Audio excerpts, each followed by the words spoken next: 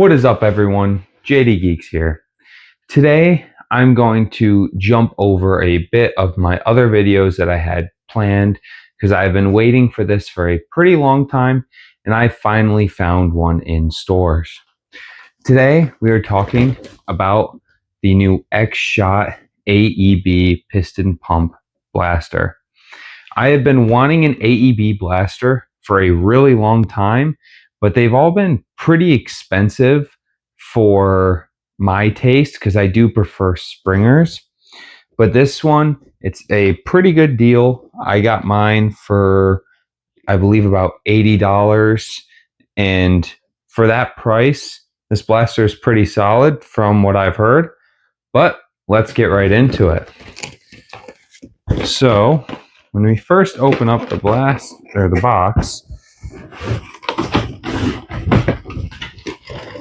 we get,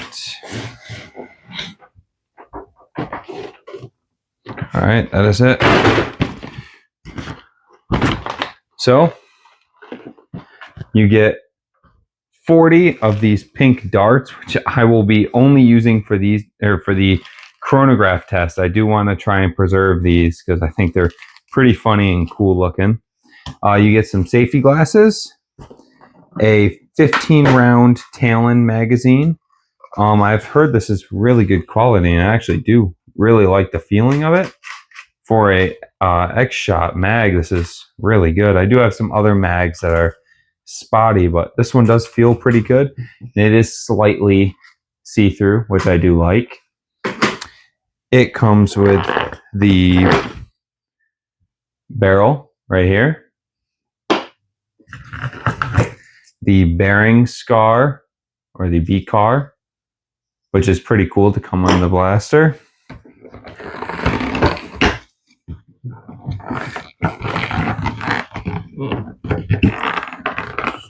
Is this really in there? There it goes. The front and rear sights. The charger cord for the battery. And I think the battery might be in the blaster itself. That's what it looks like. So let's take out the blaster. And finally, we have the blaster itself with a little QR code explaining the how the blaster itself actually works. So I'm gonna rip that right off, and let's see. So I guess let's put the blaster fully together first.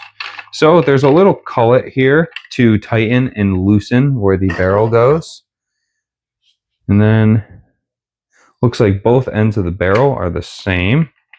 So you just slide the barrel in. Once it stops, you tighten the cullet down. That is not going anywhere.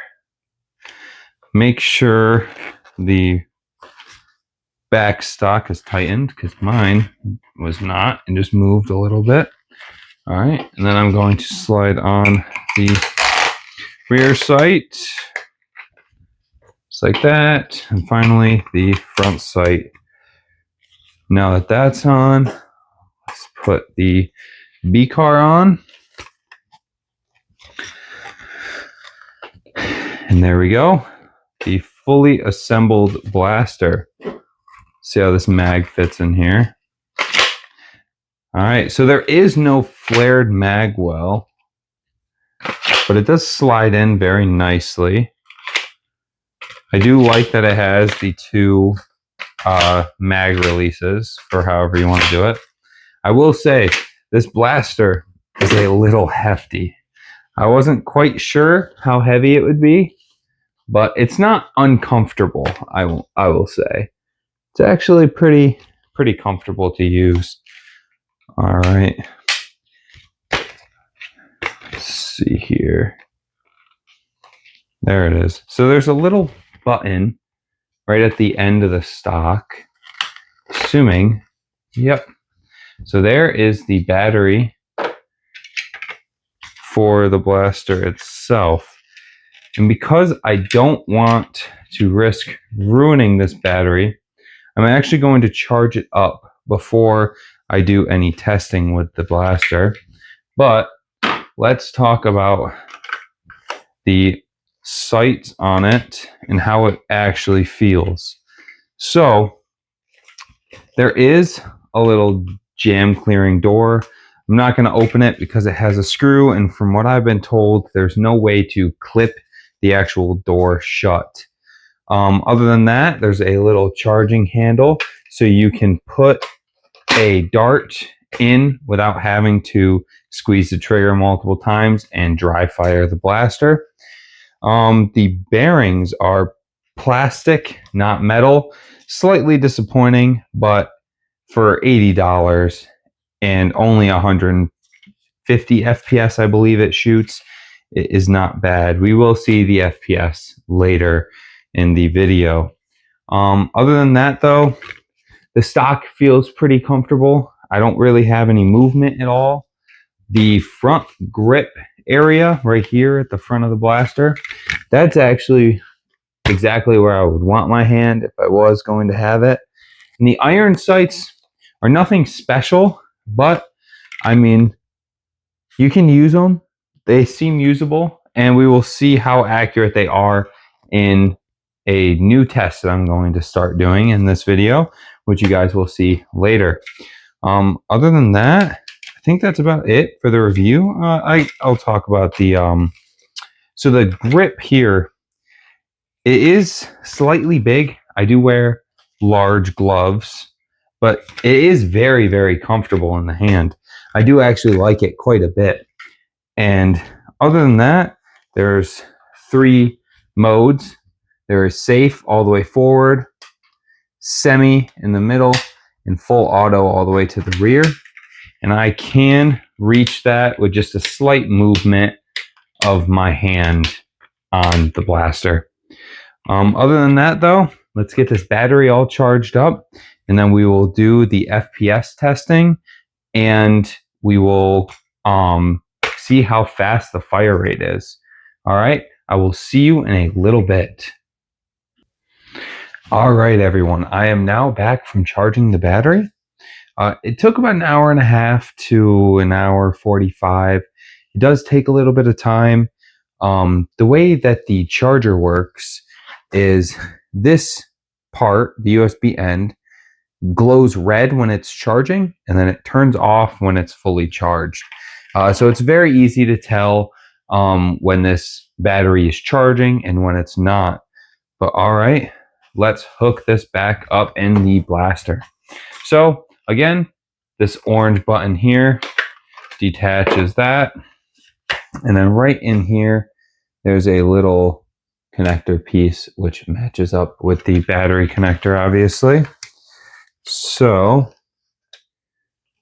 you just line up the holes, slide it right in. It actually fits very easily.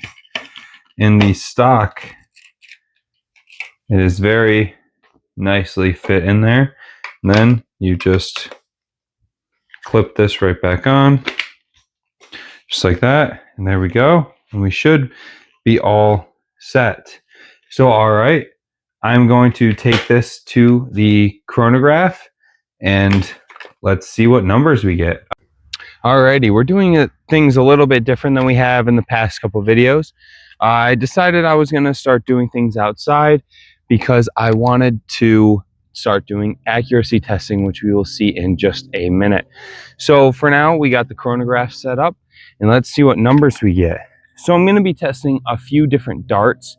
I have the darts that come stock with the blaster, some Worker Gen 3s, some Dart Zone bamboos, and then some 1.3 Saber T-darts. So let's start up the blaster. First thing you do, you can load your magazine. Just make sure the battery's plugged in. I believe I unplugged mine. I did.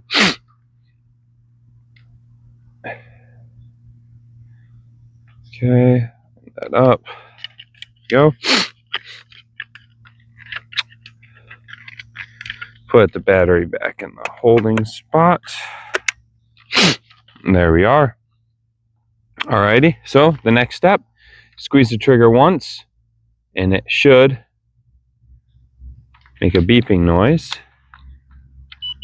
There it goes. And then you could squeeze it again, and it loads the first dart. Okay? Now that that is all said and done, you got one dart in the chamber. Let's get these 3 of the stock darts that it comes with off. So our first shot is 164.6. Next shot, 164.2. And finally, 167.9. So with these stock darts, it is a little bit too high for a 150 game. Not high enough, in my opinion, for a 200 game, which does kind of suck. But let's see how the other darts act. Next up are the Worker Gen 3s. We got 171.7. Next up, 170.1. And finally, 169.6. So even the Gen 3s are still just a little bit too high. Let's see if any bamboos can get them up, or can get this blaster up to that 200 range. We got 175.9,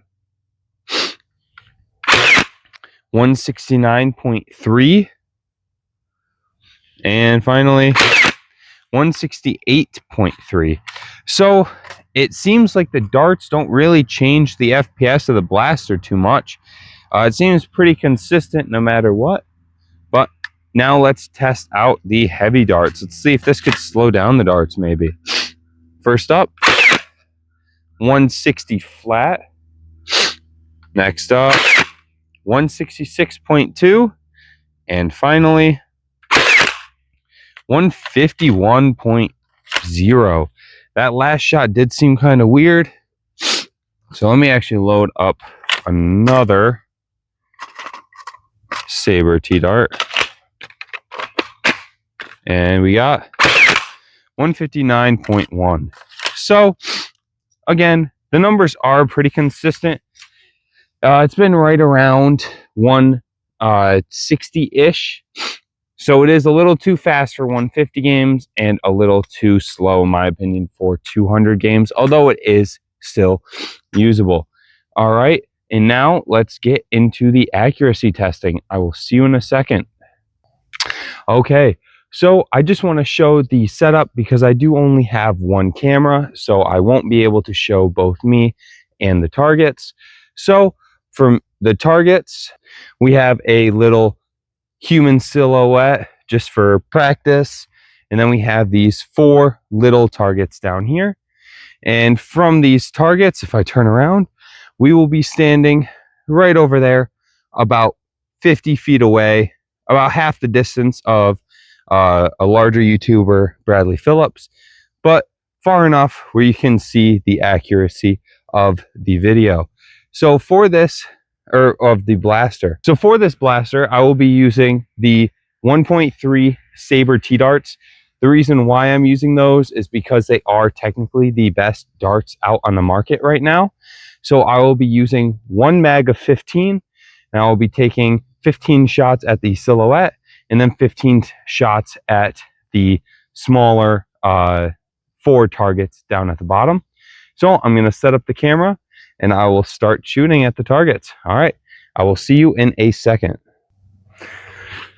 Alrighty, so these first 15 shots will be at the silhouette target. So let's see how the blaster does with its stock iron sights. First up, loading a dart, and here we go. Little low, so I'm going to aim a bit higher. Kind of hard to tell. That was a hit.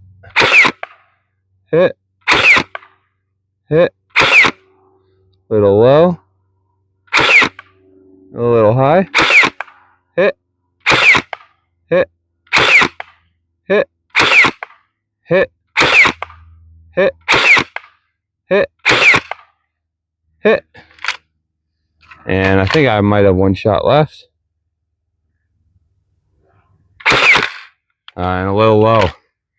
So once I did find where I needed to aim on the blaster, I did have to aim a little bit high at 50 feet, which for 160 FPS does make sense.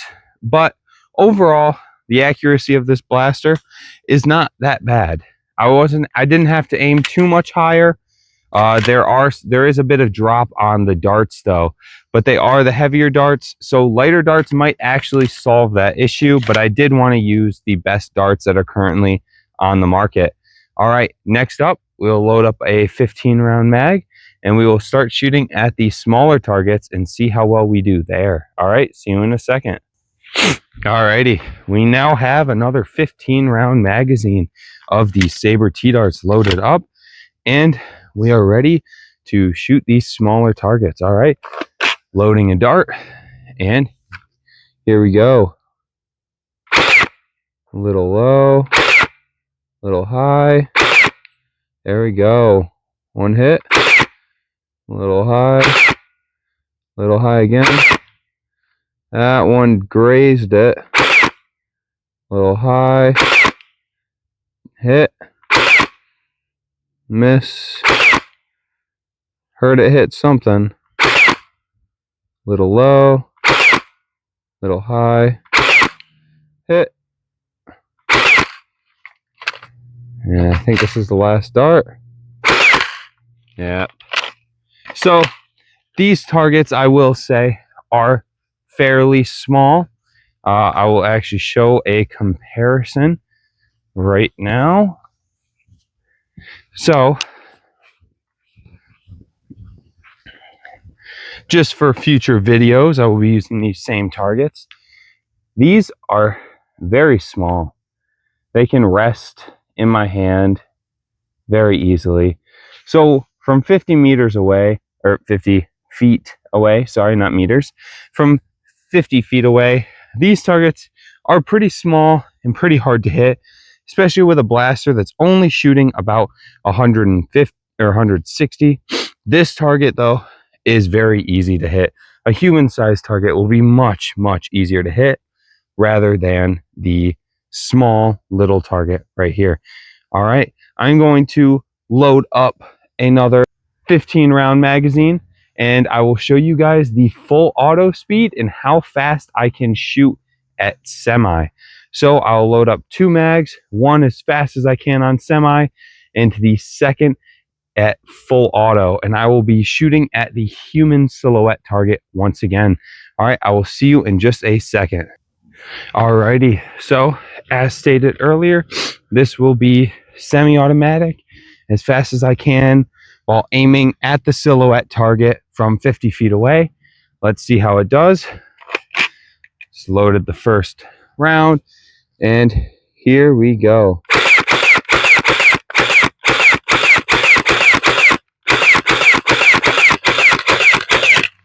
All right, that is all 15. As you can see, there is a slight delay. I was squeezing the trigger a lot faster than it was actually firing, but you don't really need to get rounds off that fast. That is how you could just burn all of your ammo right at the start, and that is not what you want to do.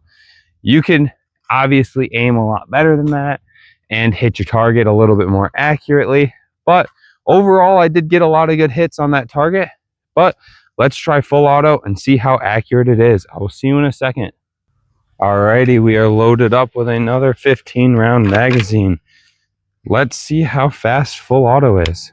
I have not yet shot this blaster on full auto, so let's see how it performs. Alrighty, and here we go.